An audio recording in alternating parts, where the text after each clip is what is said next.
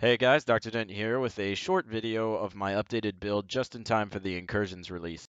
As you can see, I went for the tried and true MP5. I like the MP5 over the Vector. The higher magazine size just really fits my playstyle a lot. You can see the mods that I put on it. I mostly went for crit chance and crit damage with little stability, focusing on rate of fire, of course. My M1A is pretty garbage. I just used the balance talent on it. I'll find a better one in the Incursions update for sure. I recommend going a high armor chest piece with exotic damage resilience on it. You can go the health on kill if you want. That's kind of my style because I like to have a little bit so that I can run and gun still. I'm still using the mask bug, but the important part is that you still want skill power on your mask. The scavenging is pretty useless. I just got a pretty decent roll with that mask, so I didn't want to keep re-rolling and wasting materials. Knee pads are pretty replaceable, but you really just want the exotic damage resistance and the crit hit damage. Enemy armor damage helps as well on the knee pads. I want to pause for a second and talk about the backpack.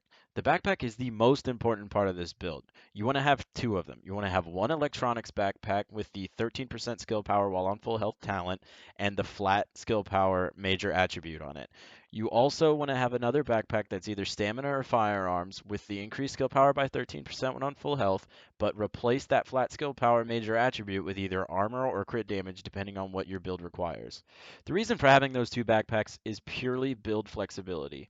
Nobody's really certain whether or not you need a skill power build to succeed in the incursions, and while I doubt you really do, this still allows for that flexibility to get up to the 30 to 35,000 skill power range with that electronic backpack while still maintaining some decent DPS.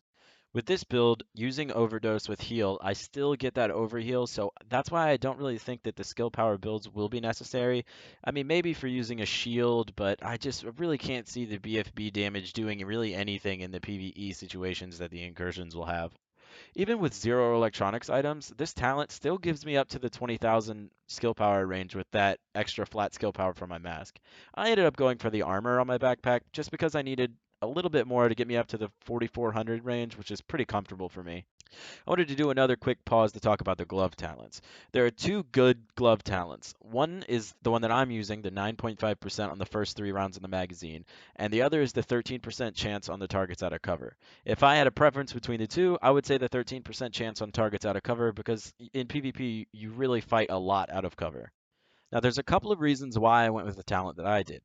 The first reason is just that I got a really good roll in these gloves, and I didn't feel like re-rolling them over and over again, wasting materials with the Incursion update coming out in a few days. While I prefer the 13% chance on players that are out of cover, having that constant 9.5% chance on the first 3 rounds helps a ton with the M1A and the M44, especially since I reload often. So I tend to like that 9.5% chance on the first 3 bullets in PvP. The major attributes, I went with the classic SMG damage, crit hit damage, and crit hit chance. That ups your DPS by a significant amount alone. Now, the holster and the knee pads are going to be the easiest items to replace once the gear sets come out. Since their talents really aren't that impressive, it's not going to have a big impact on your gameplay when you take those talents away. Getting into abilities, you really want to go Pulse with Tactical Scanner for that extra 50% crit damage and 25% crit chance. Heal with Overdose, it sends you into that overheal, which saves you a lot in PvP and PvE. You can also go Sticky Bomb with the Flashbang mod. I'm not mad at that. Critical save is very important for survivability, but I really want to talk about Combat Medic. Most people know about this, but the extra 40% healing AoE for your teammates also counts you as a teammate. So you receive 40% extra healing on top of the 100% that you already get from the med kit. So 140% of that med kit goes straight to you. I'm not sure if it was intentional, but it's important either way. On the move is changeable depending on your playstyle, but I'm a run-and gunner, so I like to have it. And one is none is always going to be necessary. Here I'm just going to show you some of my stats. I really like this build, and I'm super comfortable on it.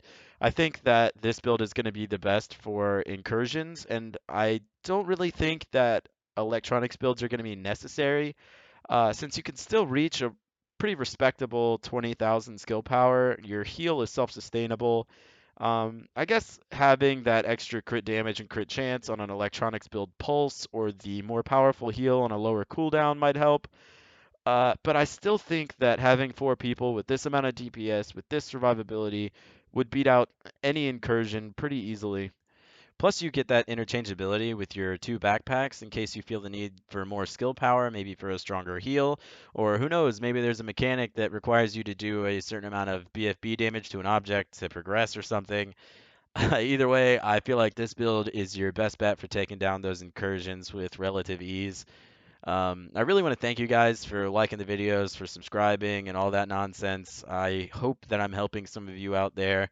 And as always, thank you so much, and I will see you next time.